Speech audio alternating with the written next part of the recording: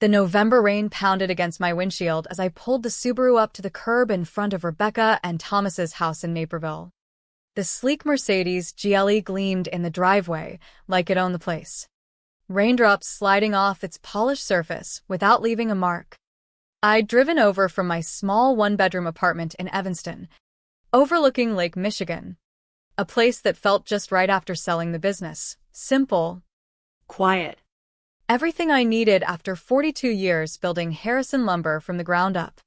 Through the front window, I spotted my grandson Jacob, 8 years old, pressing his nose against the glass and waving excitedly.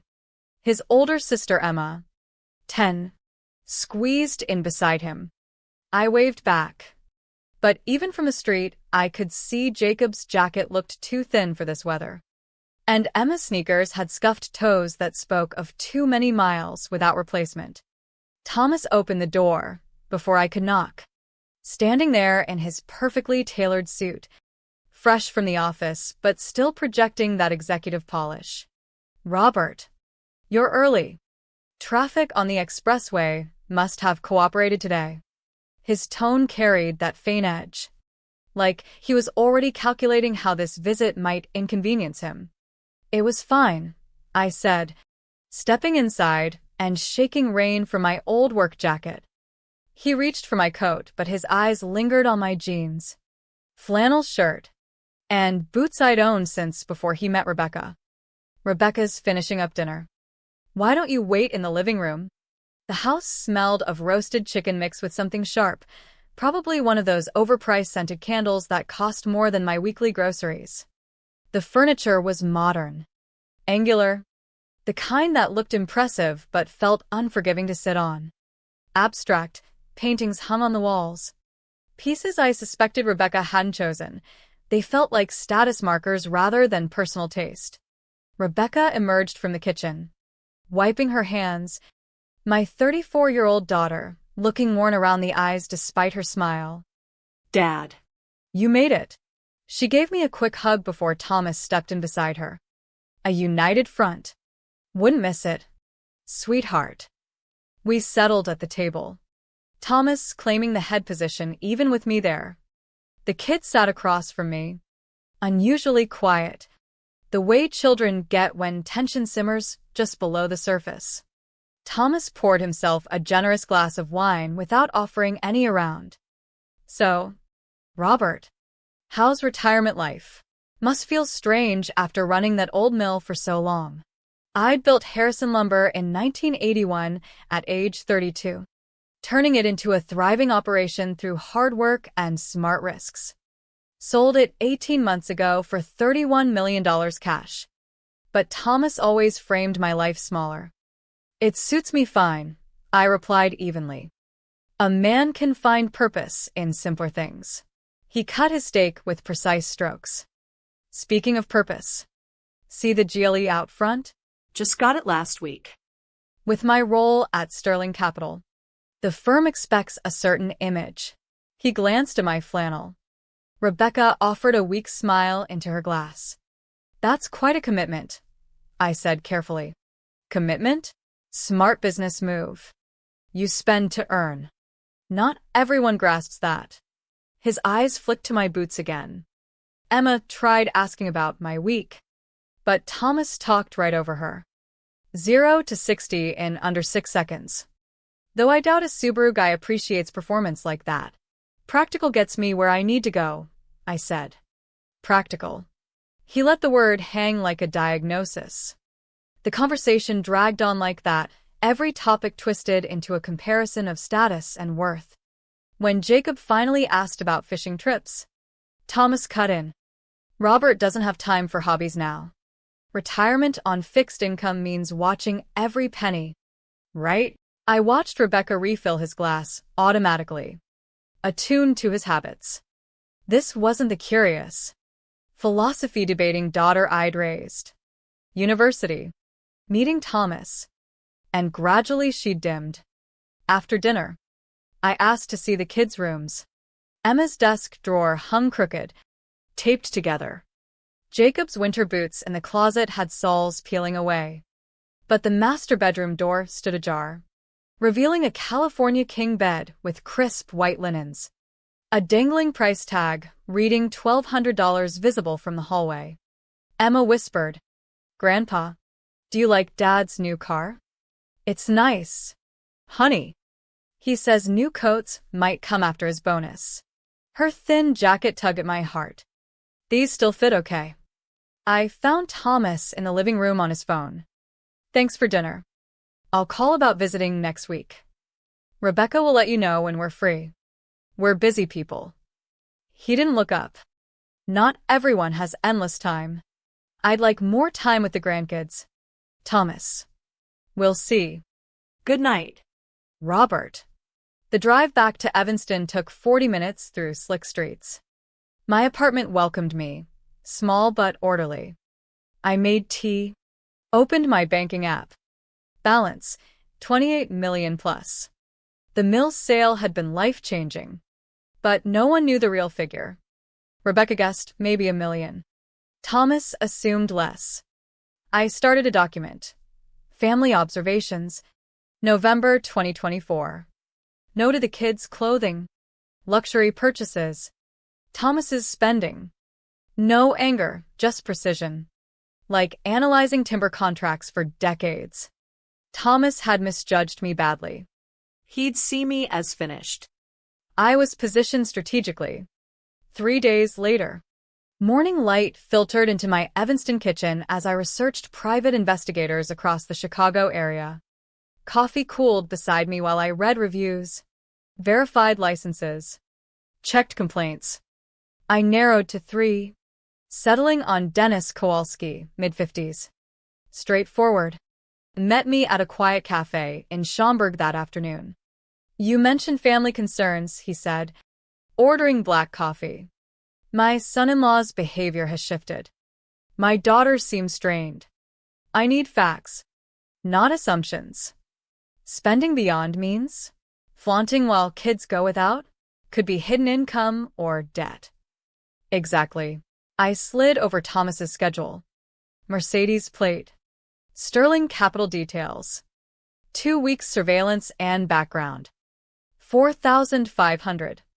Half now, half on delivery. Daily updates. Cash deposit preferred. No written reports until final. He took the envelope with $22.50. We shook hands. The wait felt endless. Texts arrived. Subject at office. Lunch observed. Evening monitored. 10 days in, Kowalski called for a meet. The folder was thick, time-stamped photos of Thomas with a younger woman, mid-20s. Professional, 3 restaurants, 2 hotels. His hand possessive on her back, her touch on his arm. Emily Carter, junior analyst at Sterling. Affair roughly 6 months. I studied each image. Restaurants like Canoe, Scarab, Bua. Hotels, 4 seasons twice. Separate credit card, not on family accounts. Second set. Personal loans, $75,000 in his name only. Past year. Credit cards maxed. Combined with mortgage and loans, family debt neared $420,000. Rebecca know? Nothing joint shows it. He's juggling. Math doesn't sustain long term. I paid the balance. Drove home with a folder heavy on the passenger seat but needed personal confirmation. Tuesday. I sat at the bar of one documented restaurant. Arriving early. Mirror view of dining area. Thomas entered 12:15 with Emily. Laughing. Hand on her back, same gesture as with Rebecca. He pulled her chair. Ordered $120 wine, without glancing price. My phone captured his wedding ring gleaming while fingers intertwined with hers. This man was sinking his family in debt for ego and infidelity. I left unseen. That night. Timeline on my desk, affair 6 months ago. Debt spike 4 months. Mercedes 1 month. Sterling Capital specialized in 10 million plus portfolios. High discretion. I drafted an email to founder Gregory Sterling as Richard Morrison. Professional. Substantial portfolio needing confidentiality. Immediate liquidity. Private senior consultation. No Thomas mention. Refined for hours. Called Rebecca at 9. Just checking in. Fine. Dad. Kids' schedules keep us busy. Defensiveness clear. Thomas working hard. We're okay. If you need anything. Have to go. In darkness. Laptop glow on documents, reports. Photos. Analysis. Firm research. Handwritten objectives. Expose professionally. Protect Rebecca and kids financially. Secure grandkids' future. Not revenge, precision. Encrypted folder. Physical backup with father's watch and sale papers. Patience learned over 42 years. Foundation laid. Thomas assumed powerless retiree. Difference between downsizing and strategy would hit hard. Wednesday morning 9:17. Alias Richard Morrison email sent to Sterling's contact form. Subject, Portfolio Management Inquiry. 15 million transfer. Referenced business sale proceeds. Stressed confidentiality. Response at 2:43 from Gregory Sterling himself. They handled such magnitudes. Offered direct line. Private consultation for discretion. Serious money recognized, bypassing standard structure.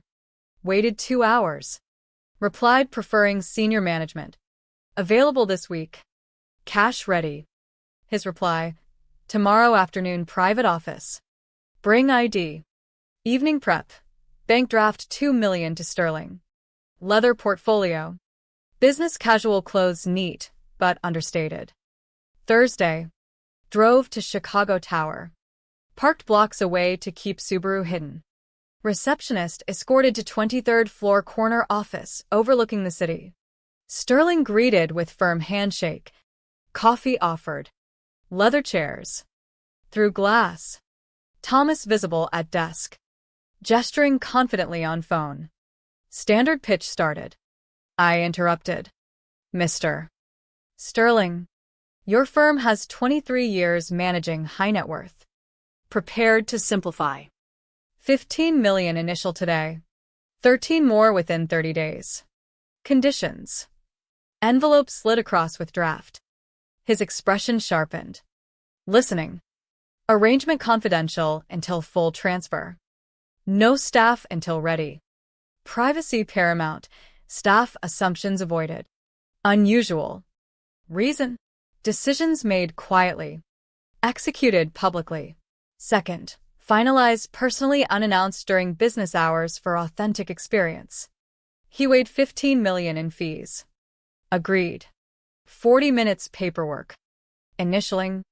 Timeline mid-December full transfer. Casual talk turned. Pride in team. I mentioned, my son-in-law works here, Thomas Patterson. Family by marriage. Keep finances separate. Recognition crossed Sterling's face. Then neutrality. Thomas. Yes. Advisor. Don't discuss business much.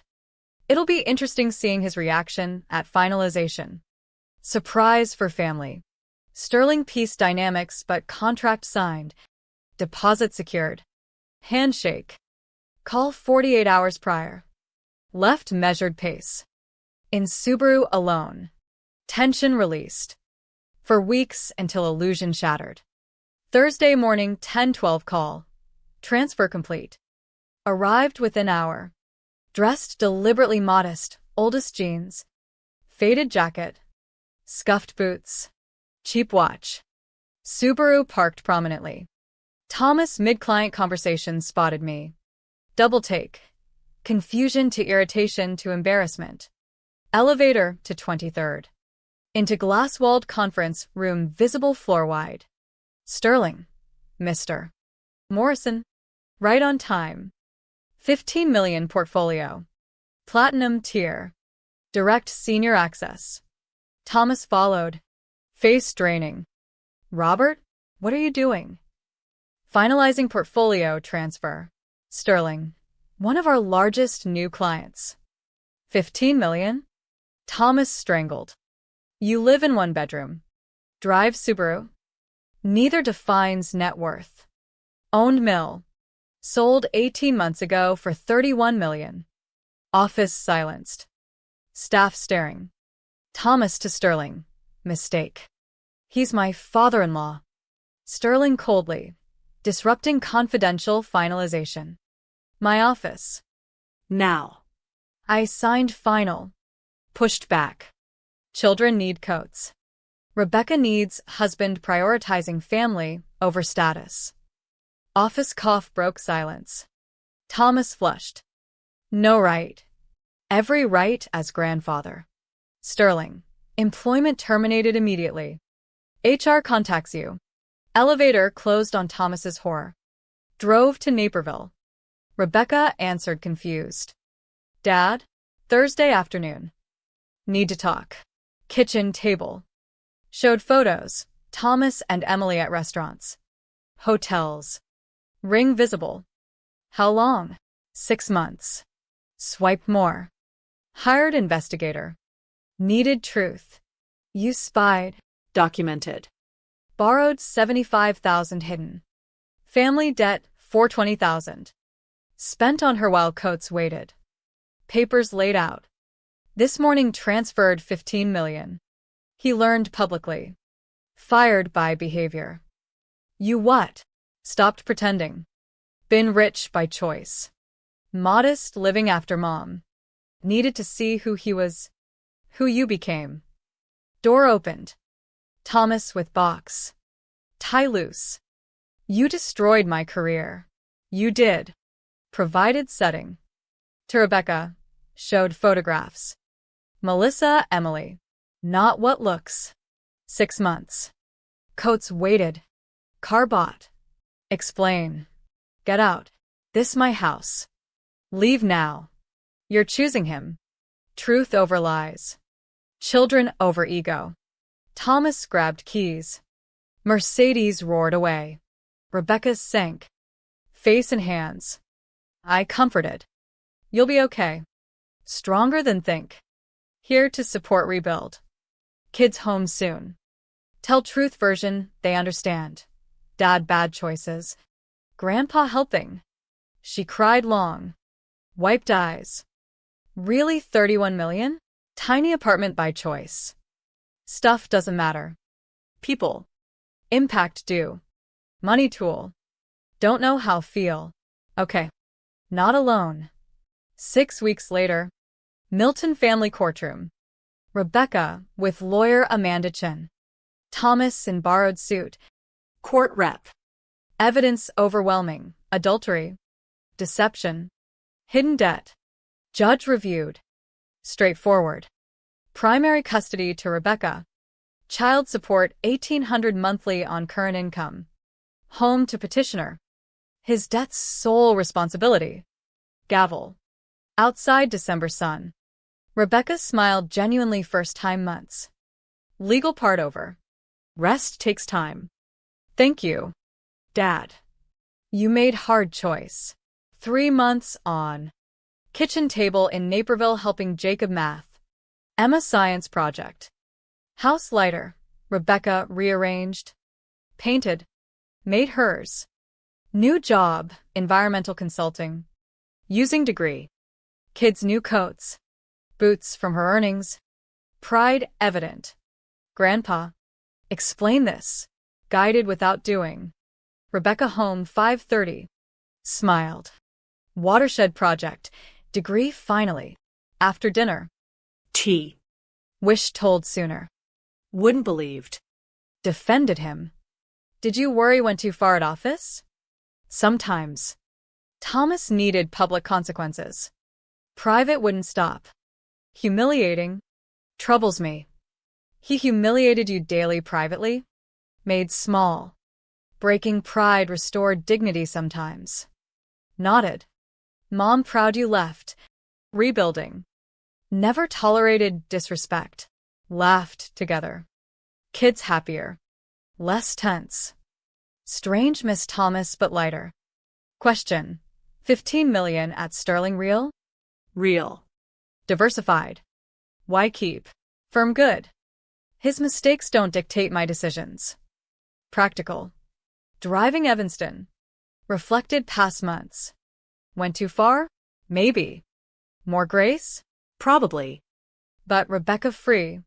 Kids cared. Thomas faced choices. Justice sometimes looks like revenge. Line depends intention. Mine protection. Exposure. Live with. Apartment. Laptop. 28 million growing. New document. Education trust Jacob Emma. Research structures. Taxes. Money tool. Use wisely. Text from Rebecca. Thank you, patient. Love you, Dad. I love you too. Always. Smile darkness. Justice served. Family restored. Future secured. Yet lingering question remains. When protecting family demands exposing painful truths and engineered consequences, where does justice end and calculated reckoning begin?